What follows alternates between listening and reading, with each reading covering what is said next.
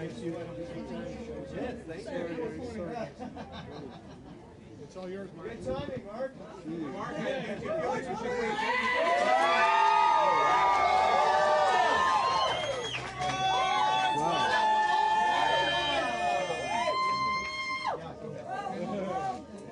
Ooh, take a deep breath. Congratulations, Mark. It's an intimidating microphone. Silence, please. I thought I was going to say something political, but it kind of reminds me of that scene from It's a Wonderful Life where it says you're a rich man if you've got friends. And I'm glad to see I've got friends. It's really touching, actually. Over. Love you, Mark. how was the last 5 years? I guess it has a redemptive quality. I feel good. I feel good now. I did good things with my time. You know, I learned to become a bassist in a rock and roll band.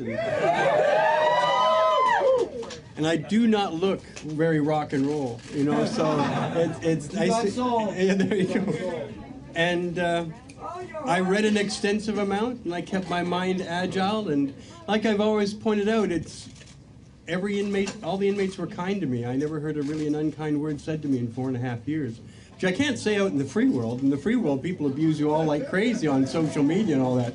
In prison, people are very polite in prison, so I'll say that. And, you know, I will say that American law is very pernicious and harsh and cruel. Many of my fellow inmates got life without parole for a drug offense, which was just outlandish. And in fact, 1 in 8 of them get life without parole for a drug offense. I knew many of them. I helped many of them do their clemency paperwork, seeking a commutation of their sentence.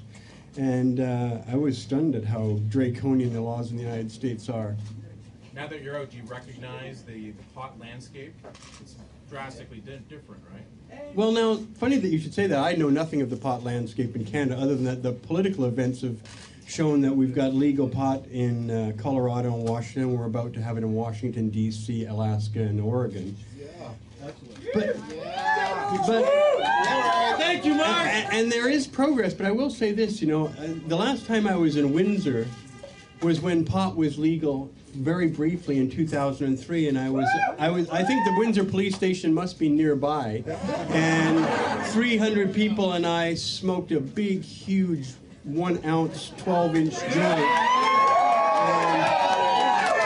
And I was able to demonstrate back then, 11 years ago, that pot was legal in Windsor, and we did the same thing throughout Ontario where it was legal, and it was legal. The courts had declared it legal. But then we were betrayed, in the very same court that said it was legal turned against us and said it was a prohibition again. And there you go. Well, don't let me interrupt your celebration. But I'll tell you, it does smell like a party. It does smell like a party. Well, I will say I fought long and hard for that. And, it is, and it always has been my destiny to overgrow this Canadian government, worldwide governments, and get rid of this pernicious prohibition that we've had for all these 45 years in Canada. We've had people being arrested by the thousands every year.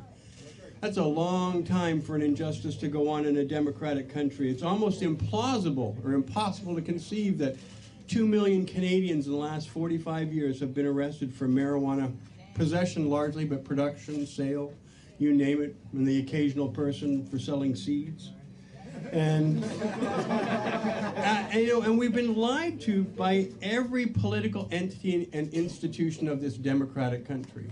You know, we were promised by Prime Minister Pierre Elliott Trudeau in August 1970 that marijuana would be decriminalized. And then we were promised by Joe Clark in 1979 that marijuana would be decriminalized. And then Jean Chrétien said it would be a fine back in 2002. And then the Senate committee, special committee, nine senators all unanimously said in 2002 marijuana should be legalized. And Jack Layton, the NDP leader, or was seeking to be the NDP leader in 2003, came to my home and said we ought to legalize marijuana. And so on it goes. You know, even the leader of the government now in this pernicious conservative government under the tyrant Stephen Harper, the head of the Senate is for the government is Pierre Nolan. who in 2002 chaired the report that said marijuana should be legalized, and to this day he has done nothing in the Senate